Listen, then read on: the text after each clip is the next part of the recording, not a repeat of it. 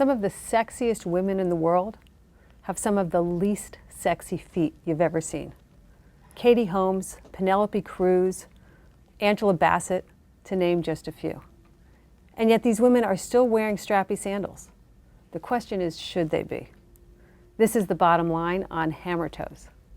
I'm Sarah Heiner, president of Bottom Line Publications, and this is our conversation with the experts, where we get the answers to your tough questions from our leading experts. Today I'm talking to Dr. Johanna Yoner, who's one of the leading podiatrists and foot surgeons in New York City. Welcome, Dr. Yoner. Thank you, Sarah. It's great to be here. All right, so these sexy, sexy women, gorgeous, and yet when you look at pictures of their feet, scary stuff. So let's look at what a hammer toe is, see what's going on, and then learn how to stop it. Okay, so first of all, what's a hammer toe? Sure. A hammer toe is a contracted lesser digit, meaning not the great toe. It's the second, third, fourth, or fifth toe, and it starts to contract like a little shrimp over time. It can be from walking, genetics, many factors. But if you look down and your toes start to look contracted like a shrimp with a little bump on it, chances are you have a hammer toe. So why is it, so you said it can be from many causes. Let's go through those. So genetics, somebody's genetically predisposed to them? If you're genetically predisposed, you'll probably get them because it's the way you're walking.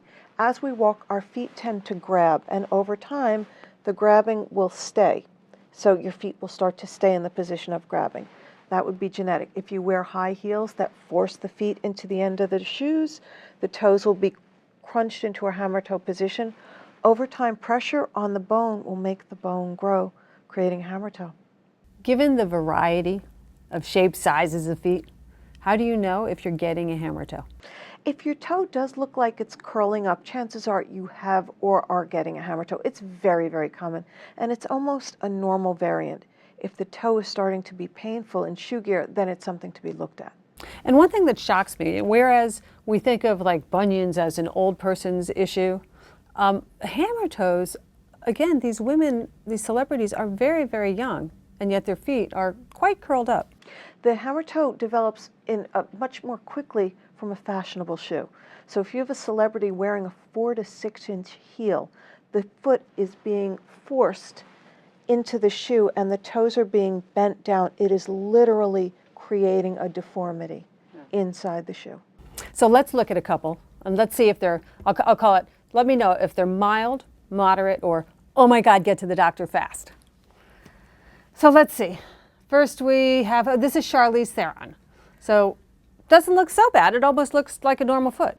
Those look pretty mild. Her second toe is slightly contracted, as is her third toe, but she doesn't have large pink bumps on them. That would indicate to me that this is a longer term problem. It may simply be that the shoe also is so high, her feet cannot even stay inside the shoe without contracting to hold them in. Okay, so this is the start of it. All right, next we have Penelope Cruz. Penelope Cruz seems to have some issues. On her second, third, and fourth toes on the right foot, she has mild to moderate hammer toes. All right, and then last but not least, the lovely and beautiful Katie Holmes. And young, again, young. Katie Holmes' toes are absolutely, she does have hammer toes on the 2, 3, and 4 on both feet, and they do, again, look like, the toes look like they're holding into a high-heeled shoe, that the shoe is so unstable that the foot is trying to stabilize itself. And this can develop a hammer toe by simply the foot holding. Each of these women, should these, so mild to more severe, should they be going to get treated? I would think Katie Holmes needs orthotics. Simply by looking at this photo, I can see on the right foot that she has a bunion. It's a pretty severe bunion. This bunion needs to be straightened out by simply using an arch support. Using an arch support will straighten the bunion out, and the lesser toes will then begin to straighten. The bunion will push the toes into an abnormal position. Do bunions and hammer toes usually come together? Absolutely. A bunion will create a hammer toe. Will a hammer toe create a bunion? Not necessarily. So the thing that's shocking to me, though, is that, again, when I was researching for our discussion, so many of these women, now they've got all the resources in the world, they've got all the money in the world, and yet they seem not to be getting treated. Is the treatment bad? The treatment may be involved, to straighten a hammer toe, will involve breaking and resetting the toes. And if you're going to wear pretty shoes again, you're going to create the problem again. So if you're going to remain a celebrity, the chances are you don't want that fixed so quickly. especially the hammer toes. The bunions, if they become painful, need to be fixed, but not the hammer toes. So there's no risk, aside from deformed feet, is there any risk to leaving them untreated? If you keep deforming your feet, you will end up with arthritis and you will end up with pain. So there has to be common sense. If this is the way you're living, you need to understand that there has to be an end in sight. You cannot do this for the rest of your life and expect not to need surgery. Okay, so let's talk about treatment options. I mean, surgery, I'm hoping surgery is down at the last option. To start, looking at some of those toes, I think exercises can stretch. So if we take a look that the toes are curling down this way, say you've noticed your toes curling up like little shrimp. You can just gently bend the toes, all the toes, including the big toe, gently up a couple of times.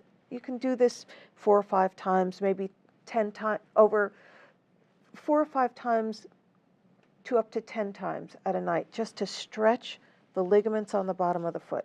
You want to stretch them out so they're not contracted. You want to stretch them back to where it was before you started wearing shoes like that. And how about, I understand that there's some kind of a brace or something? Yoga toes is an excellent adjunct to stretching the toes. You literally put the yoga toe between the toes and it stretches the toes, separating them. The ligaments are pliable. Those are the long pulley-like structures on the bottom and on the top. If you stretch them back, it will release some of a hammer toe that's not completely bony. If it's a soft tissue hammer toe, it will help. What are the prevention options? Shoes that fit. Oh, that. If you look at your foot, put your foot down next to your shoe. If they don't look similar, don't wear them. If you stop wearing fashionable shoes for a year, chances are your little red lumpy bumpies will disappear. All right, so I'm going to tease you a little bit. You're wearing very pointy shoes. So, and we talked earlier, sometimes you just got to wear those pointy shoes. So what's the strategy? There are ways to get away with pointy shoes. One is to wear a larger size with a longer point. If I wear a half size longer, my toes are all the way back here. They're not being squashed. I can tell this by an x-ray. I can take an x-ray of my foot and see my toes are actually straight. So if you must wear a fashionable shoe, wear one that's a half size larger with enough room in the point for your toes, and wear an arch support that straightens out the foot inside the shoe.